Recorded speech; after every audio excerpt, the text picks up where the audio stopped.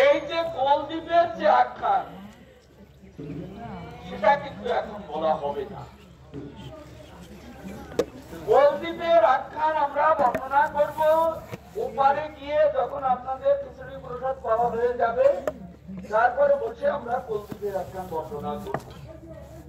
বললেন এখন বলবো না কেন? এখন বলবো না, এখানে এত সময় দেওয়া যাবে না, খেয়াও খারাপ ব্যাপার আছে। এই জন্য এখন এখানে এই অপরাধ ভঞ্জনের কথা আমাদের বলতে হবে, বুঝলেন? অনন্তকালের অপরাধ নিয়ে ঘুরছি, তাই ভগবত প্রেম হয় না। হ্যাঁ, এই অপরাধটাকে কি করে দূর করা যায়, সেটির জন্য এই ঘাটটির নাম অপরাধ ভঞ্জন ঘাট।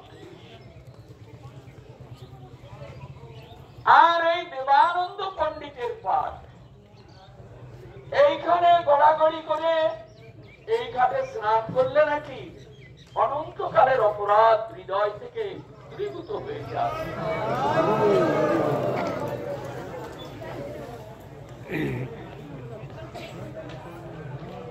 এখন আমরা এই অপরাধ ভঞ্জনের কথা আমরা সাধনে প্রবৃত্ত হলাম। আপনারা একটু শ্রদ্ধালু চিত্তে শ্রবণ করবার জন্য আমি মিনতি জানাচ্ছি। তো একদিন মহাপ্রভু কিছু পার্শ্বদ বৃন্দ নিয়ে নবদ্বীপ ঘুরছেন, নবদ্বীপ পরিভ্রমণ করছেন। এটা প্রকট লীলা, প্রকট লীলা, এটা কিন্তু অপ্রকট না। প্রকট লীলায় মহাপ্রভু এই নবদ্বীপ ভ্রমণ করছেন। ভ্রমিতে ভ্রমিতে প্রভু আইলা এই মহারাজ বিশারদের জাঙ্গালে। মহারাজ বিশারদ তার জাঙ্গালের, জাঙ্গাল মানে ছোট ফল, জাঙ্গালে এসে শুনলেন এইখানে একটা পাঠ আছে, যে পাঠে নিত্য ভাগবত পাঠ হয়, নিত্য ভাগবত হয় যেখানে।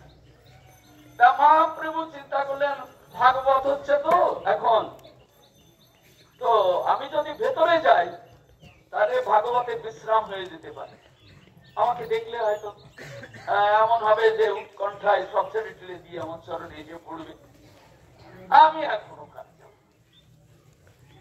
প্রভু বাইরে দাঁড়িয়ে দাঁড়িয়ে ওই দেবানন্দ পণ্ডিতের পাঠ শুনছেন। এখন দেবানন্দ পণ্ডিতের জাঙ্গাল, এই সার্বভৌমের জাঙ্গালে, সার্বভৌম বিশারদের জাঙ্গালে দাঁড়িয়ে মহাপ্রভু দেবানন্দ পণ্ডিতের তোলে যে পাঠ হচ্ছে, অনেক শিষ্যে ভরা। দেবানন্দ পণ্ডিত পাঠ করছেন। মহাপ্রভু জানেন দেবানন্দ পণ্ডিত খুব বড় পণ্ডিত, তো একটু পাঠ শুনে যাই, ভেতরে গেলে অসুবিধা হবে, পাঠ বন্ধ হয়ে যাবে। বাড়ির বাইরে দাঁড়িয়ে দাঁড়িয়ে শুনছেন তা মহাপ্রভু ওই হরিকথা শুনে উনি ভেতরে ভেতরে রুষ্ট হচ্ছেন। হরিকথা শুনলে তো আনন্দ হয়, কিন্তু উনি ভেতরে ভেতরে রুষ্ট হচ্ছেন। বললেন রুষ্ট হচ্ছেন কেন? বললেন দেবানন্দ পণ্ডিত দেখুন, ভাগবত হলেন প্রেমময়, প্রেম দিয়ে গড়া ভাগবত। কিরকম প্রেমময়? একটা ছোট্ট কথা দ্বারা আমরা একটু বুঝতে চেষ্টা করি। ভগবান যখন অন্তর্ধান করেন তখন তিনি সরস্বতী নদীর তীরে গিয়ে একটি বটবৃক্ষ তলে বিষণ্ণ বদনে বাঁ পায়ের উপর ডান পা তুলে দিয়ে হাতটা মুখে লাগিয়ে বিষণ্ণ বদনে বসে আছে। এই বিষণ্ণ বদনে বসে আছেন। এদিকে উদ্ধব ছুটছে, কোথায় গেলেন? উদ্ধব ছুটছে ছুটছে, খুঁজে পাচ্ছেন না। তখন উদ্ধব খুঁজতে খুঁজতে এখানে এসে উপস্থিত হলেন। উদ্ধব কাঁদছেন, না পেয়ে, হ্যাঁ, যারা প্রেমিক ভক্ত ভগবানকে যারা ভালোবাসেন তারা যদি না পায় তো তাদের বেদনা ভিতরে জেগে ওঠে। এখন উদ্ধব কাঁদতে কাঁদতে ভগবানের চরণে এসে প্রণাম করছে, প্রভু তুমি বলেছিলে না আমাদের কোনোদিন তুমি চরণ থেকে ছাড়বে না, আজকে আমাদের কাউকে না বলে তুমি এইখানে চলে এসে বিষণ্ণ বদনে কি চিন্তা করছো প্রভু? তোমাকে দেখে তো মনে হয় তুমি আর জগতে থাকবে না, দেখলেই মনে হয় তুমি আর বোধহয় জগতে থাকবে না। উদ্ধব, তোমার অনুমান সত্য, তাহলে তুমি চলে যাচ্ছ? তুমি তো বলেছিলে তুমি আমাকে কোনোদিন ফেলে রেখে যাবে না, এই কি তোমার ভালোবাসা? এই কি তোমার ভালোবাসা? তখন ভগবান বলছেন, উদ্ধব আমি আস্তে আস্তে জগৎ থেকে সকলকে তুলে নিয়ে যাব, কিন্তু তিনজনকে আমি নেব না। কাকে কাকে প্রভু? বলেন একজন তুমি, তোমাকে আমি নেব না। আর একজন বিদুর, বিদুরকে আমি নেব না। আর একজন হলেন মৈত্রী মুনি, এই তিনজনকে আমি নেব। প্রভু আমরাই অপরাধী, হ্যাঁ যারা অপরাধী তারাই তো তোমার চরণে যেতে পারে না, তাহলে আমরাই অপরাধী? বললেন না উদ্ধব, তোমাদের তিনজনকে আমি জগতের মুখে রেখে যাব। কেন? তোমাদের যদি নিয়ে যাই তাহলে আমার ধর্মটাকে প্রচার করবে কে? এই জন্য তোমাদের তিনজনকে জগতে থাকতে হবে। তা প্রভু তুমি চলে যাচ্ছ, আমরা জগতে থেকে কি করব? তোমাকে কোথায় পাবো? তখন ভগবান বলছেন, উদ্ধব স্বকীয়াং হি তেজস্তুষ্ট ভাগবতে অদদা তিরোধায় প্রবিষ্ট হয়াম শ্রীমৎ ভাগবত অর্ণবম। উদ্ধব আমি ভাগবত শরীরে ডুব দিয়ে থাকবো, যখন তোমরা ভাগবত কথা বলবে তখন আমি ওই জলের থেকে উঠে সকলকে কৃপা করে আবার এই ভাগবতের মধ্যে ডুবিয়েই থাকবো। এই জন্য ভগবানের যে তেজ, যে স্বরূপ, যে মাধুরিমা, যে ভক্ত বাৎসল্য সব আছে ওই ভাগবত শরীরের মধ্যে। ভগবান যখন প্রকট লীলায় ছিলেন তখন তিনি সাক্ষাৎ সবাইকে দর্শন দিয়েছেন, কৃতার্থ করেছেন। যখন অপ্রকট তখন ভগবান থাকে ভাগবতীর মধ্যে। আজ সেই অপ্রকট লীলা হতভাগা আমরা, ভগবানের নিত্য লীলায় তো অধিকার হয়নি। তাই আজ আমাদের এই ভাগবত আর সাধন ছাড়া আমাদের ভগবানকে পাওয়ার অন্য কোন পথ নেই, কোন উপায় নেই। এই জন্য মহাপ্রভু ওই পাঠ শুনছেন, কিন্তু ওনার হৃদয় স্পর্শী হচ্ছে না, হৃদয় গ্রাহী হচ্ছে না। উনি বলছেন ও কি পাঠ করছে রে, হ্যাঁ এটা তো কোনো প্রেমই নেই, এই হরিকথায় কোনো প্রেমই নেই। বড় পণ্ডিত, বড় পণ্ডিত। মহাপ্রভু ক্রমান্বয়ে ক্রোধান্বিত হচ্ছেন। এখন বলছেন কি আমি ওর পুঁথি ছিঁড়ে ফেলে দিয়ে আসবো, পুঁথি ছিঁড়ে ফেলে দিয়ে আসবো। প্রভু ঢুকছেন তখন যারা সঙ্গে ছিলেন তারা চরণ জড়িয়ে ধরলেন, প্রভু ভাগবত যদি আপনি ছিঁড়ে ভাসিয়ে দেন তাহলে জগতের মানুষ ভাগবত পাবি কোথায়? প্রভু ছিড়বেন না, ছিড়বেন না, আপনি তাকে কৃপা করুন। কৃপা তো সহজ। এখন প্রভুকে থামিয়ে দিলেন, তখন প্রভুকে ধরে নিয়ে গেলেন। চলুন প্রভু, প্রভুকে ধরে নিয়ে গেলেন। আমরা বুঝলাম ভাগবত বক্তা অনেক পাওয়া যায়, কিন্তু আমার এই শুষ্ক হৃদয়ে প্রেমের হৃদয় হবে এমন বক্তা আমি পাবো। প্রেমটাই হলো ভগবানের আদ্য বস্তু। প্রেম শূন্য ভাগবতের কোনো মূল্য নেই, ও প্রেমটাই আসল জিনিস। কিন্তু দেখুন আমি প্রেম প্রেম নেই, তবু আপনাদের শ্রীচরণ করুণায় আমি এসে দাঁড়িয়েছি, এই আমার সৌভাগ্য। প্রেম আমার, প্রেম ভক্তি অনেক দূরের পথ, অনেক দূরের পথ,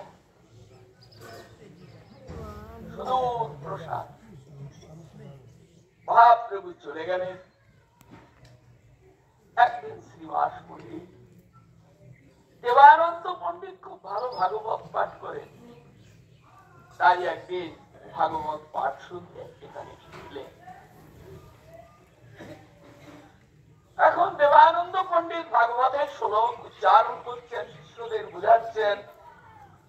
শ্রীবাস পণ্ডিত তিনি তো ওগুলির মানে বোঝেন, উনি ওই ভাগবতের শ্লোকগুলি শুনছেন আর কাঁদছেন। ভাগবত প্রেমময় তো, উনি কাঁদছেন, কাঁদতে কাঁদতে মাটিতে পড়ে গেছেন। দেবানন্দ পণ্ডিত তখন উনি কাঁদছেন, তো এই কাঁদার শব্দে পাঠটা বন্ধ হয়ে গেল। শিষ্যরা তখন শ্রীবাস পণ্ডিতকে চায়ের হাত পা ধরে ওই রাস্তায় নিয়ে দেখে এসে তাদের ভাগবত পাঠ আরম্ভ হলো। এখন মহাপ্রভুর কানে গেল,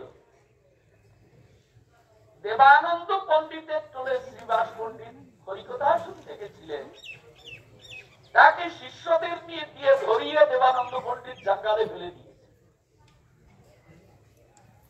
প্রভু তো আরো রেগে গেলেন, আরো রেগে গেলেন। হ্যাঁ, গঙ্গাও চায় যার মর্জন, তাকে অপমান। মানে শ্রীবাস পণ্ডিত যদি গঙ্গায় স্নান করতে যায়, তো গঙ্গা চায় আমার পা দুটো আমাকে পড়ুক, গঙ্গা পবিত্র হয়।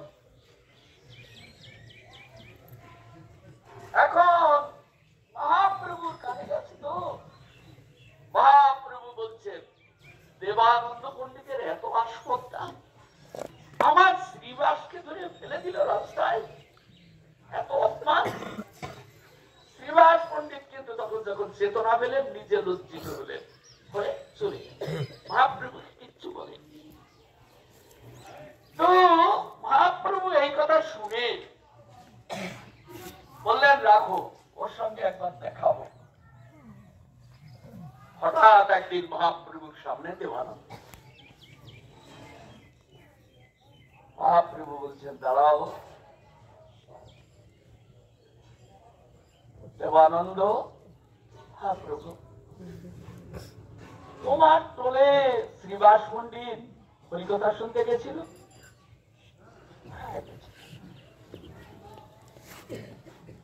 সে কি করেছিল? বলেন, হরিকথা শুনে সে আকুল হয়ে কাঁদছে। সে আকুল হয়ে কাঁদছিল, তাকে তুমি ধরে রাস্তায় ফেলে দিলে, এটা তুমি, তোমার এটা কোন বুদ্ধি? বলেন, প্রভু আমি ফেলিনি, আমার শিষ্যরা।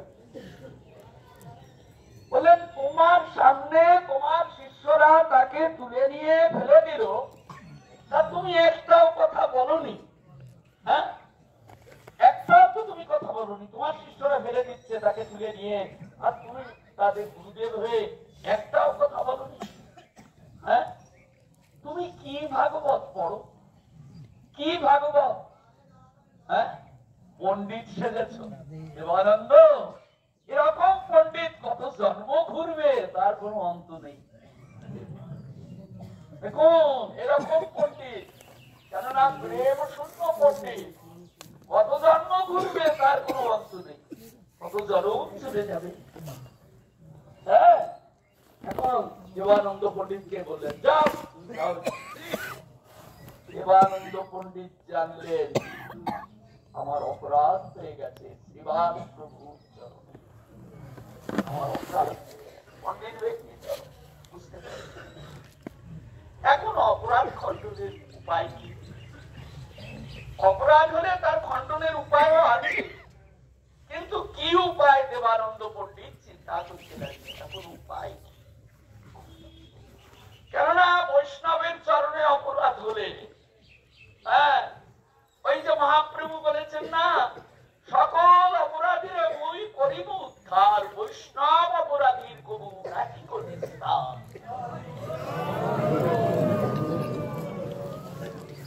তাহলে সবাই পার হয়ে যাবে, আর আমার তো কোনো নিস্তার হবে না।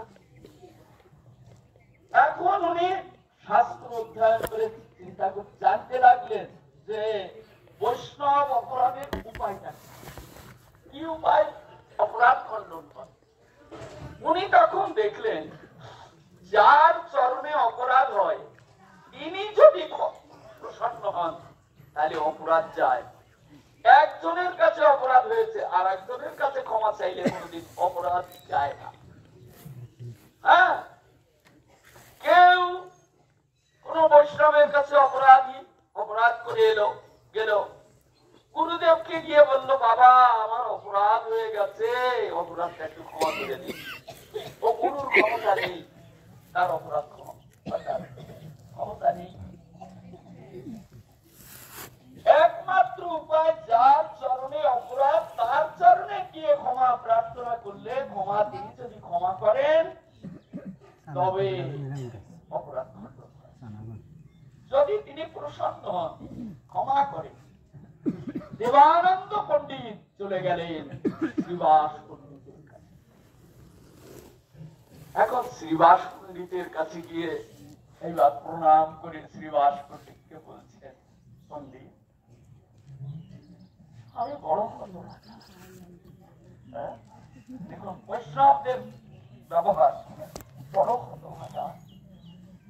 প্রভু আমার প্রতি অবসর, আর তার কারণ আমি আবার তোমার কি করেছি? আপনাকে আমি কথা শুনতে গেছিলেন আমার জন্য। সত্যই আমার কোন প্রেম নেই। আমরা বুঝি প্রেমটা কি জিনিস। প্রেম যদি আস্বাদন করতে হয় তবে প্রেমিক ভক্তের সঙ্গ লাভ করতে হয়, নাহলে প্রেম আস্বাদন করা যায় না।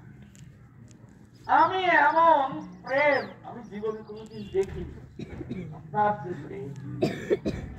তাই আপনি আমার প্রতি যদি প্রসন্ন না হন তো আমার এই জীবনটা বৃথা হয়ে যায়।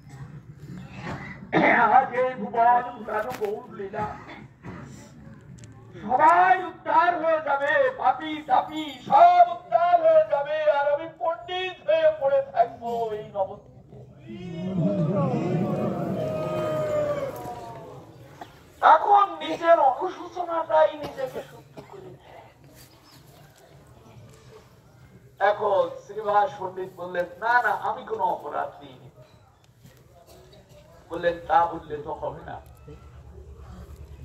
আপনি যদি আমার প্রতি অপরাধ না নিয়ে থাকেন তাহলে বুঝবো আমার নিমন্ত্রণটা আপনি গ্রহণ করছেন, আর যদি অপরাধ নিয়ে থাকেন তাহলে বুঝবো আপনাকে আমি পাবো না। কেমন দুটি পাও। যদি আপনি অপরাধ না আমার প্রতি না নিয়ে থাকেন তাহলে কৃপা করে একবার আমার টোলে আপনাকে যেতে হবে। আপনি বলুন কবে যাবেন? দেবানন্দ পণ্ডিতের চোখে জল দেখে যে প্রসন্নতা, বৈষ্ণবের প্রসন্নতা, বৈষ্ণবের গায়ের বাতাস, তার সঙ্গে কথা বলা, এই প্রসন্নতায় দেবানন্দ পণ্ডিতের চোখের জল। চোখে যদি জল আসে তো জানবেন এটা অপরাধ ধুয়ে পড়ছে, ভেতরে এর অপরাধ ধুয়ে পড়ে যাচ্ছে, পবিত্র হয়ে যাচ্ছে। তখন শ্রীবাস পণ্ডিত একটা দিলেন যে আমি অমুক সময় যাব, আপনি আসুন। দেবানন্দ পণ্ডিত তখন কাউকে ডাকলেন না, একাকী সব পূজার উপকরণ সব গুছিয়ে শ্রীবাস পণ্ডিতের চরণ ধৌত করে সেই চরণামৃত পাঠ করলেন। শ্রীবাস পণ্ডিত দেখলেন সাধু বৈষ্ণবের স্বভাব তো এই প্রকার, হ্যাঁ, সে তো বাঞ্ছা কল্পতরু, আমরা বলি না প্রথমে বাঞ্ছা কল্পতরু পট্য কৃপা সুন্দর, কৃপার সাগর বৈষ্ণব। বৈষ্ণব কারোর অপরাধ নিয়ে বসে থাকে না, তাকে প্রসন্ন করলে তিনি প্রসন্ন হন। দেখুন শ্রীবাস পণ্ডিত দেবানন্দ পণ্ডিতের এই কাতরতা বা এই প্রকার তাকে দর্শন করে তার সুস্থলতা, মনের যে গ্লানি কিছু নেই, তার চোখের জল দেখে শ্রীবাস পণ্ডিত তখন তার যে অপরাধ, সে অপরাধটাকে বলছেন, আমার চরণে অপরাধ হয়েছে এটা আমি কখনোই মনে করি, যদি হয়ে থাকে আর যদি সেটা আমি কিছু খণ্ডন করতে পারি তাহলে আমি মহাপ্রভুর শ্রী চরণে আমি কৃপা প্রার্থনা করছি, প্রভু তোমার অপরাধ যেন তিনি খণ্ডন করে দেন। শ্রীবাস পণ্ডিত এই প্রকার বলায় দেবানন্দ পণ্ডিত খুব খুশি হলেন এবং তার পরের থেকে দেবানন্দ পণ্ডিতের এই টোলে শিষ্যদেরকে তখন